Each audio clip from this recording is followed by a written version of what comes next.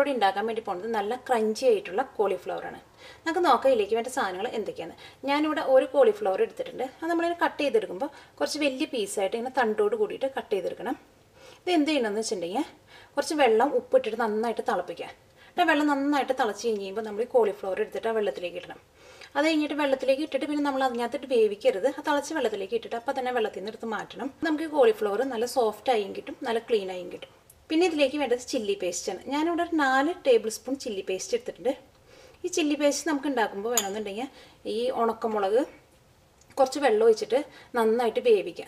ഒരു 5 മിനിറ്റ് മൂടി വെച്ചിട്ട് വേവിക്കുക. കുറച്ച് വെള്ളം ഒഴിച്ചാൽ മതി. അത് കഴിഞ്ഞിട്ട് നമ്മളത് ഗ്രൈൻഡ് ചെയ്തെടുക്കുകയാണെങ്കിൽ നമുക്ക് നല്ല പേസ്റ്റ് പോലെ അരഞ്ഞ് കിട്ടും. അല്ലെങ്കിൽ നമുക്ക് നേരിട്ട് തന്നെ ഗ്രൈൻഡറിലേക്ക് ഇട്ടിട്ട് മറിച്ചെടുക്കാം. പക്ഷേ ഇങ്ങനെ ചെയ്തിട്ടുണ്ടെങ്കിൽ മുളക് നല്ല സോഫ്റ്റ് ആയിട്ടിരിക്കും.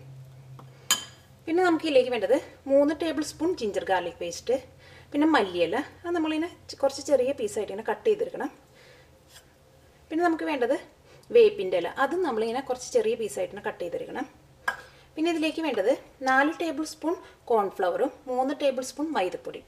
അത് രണ്ടും കൂടിയിട്ട് ഞാനിവിടെ ഒരുമിച്ച് മിക്സ് ചെയ്താണ് എടുത്തേക്കുന്നത്. പിന്നെ നമുക്കിതിലേക്ക് വേണ്ടത് ഗരം മസാല. അത് ഞാനിവിടെ 1 ടേബിൾ സ്പൂൺ എടുത്തിട്ടുണ്ട്. പിന്നെ ആവശ്യത്തിന് ഉപ്പും, പിന്നെ നമുക്കിത് ബാറ്റർ ആക്കാൻ വേണ്ടിയിട്ട് ആവശ്യത്തിന് വെള്ളവും. ഇനി നമുക്ക് ബാറ്റർ ഉണ്ടാക്കാൻ വേണ്ടിയിട്ട് ഒരു പാത്രത്തിലേക്ക് നമുക്ക് ആദ്യം തന്നെ നമുക്ക് ഈ മൈദപ്പൊടിയും കോൺഫ്ലവറും ചേർക്കാം.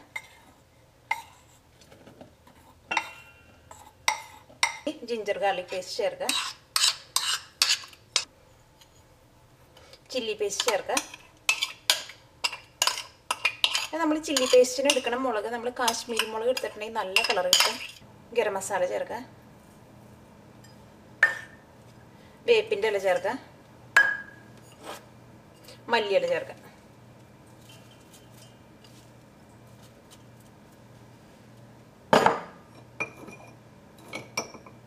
ആവശ്യത്തിന് ഉപ്പ് ചേർക്കാം. ഇതിലേക്ക് നമുക്ക് ആവശ്യത്തിന് വെള്ളം ചേർക്കാം. അത് നല്ല തിക്ക് പേസ്റ്റ് പോലെ എടുക്കണം നമുക്ക് ഈ മാവ്.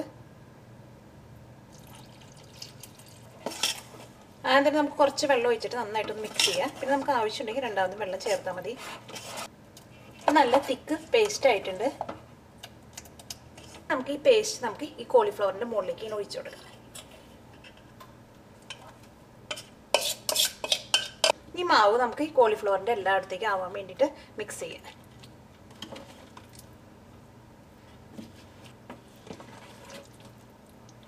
ഫ്ലവറിൻ്റെ ഈ പേസ്റ്റ് കോളിഫ്ലവറിൻ്റെ എല്ലായിടത്തും നന്നായിട്ട് മിക്സ് ആയിട്ടുണ്ട്. ഇനി എന്ത് ചെയ്യണമെന്ന് വെച്ചിട്ടുണ്ടെങ്കിൽ നമുക്കിത് നല്ല ചൂടായ എണ്ണയിൽ ഇട്ടിട്ട് ഫ്രൈ ചെയ്തെടുക്കാം.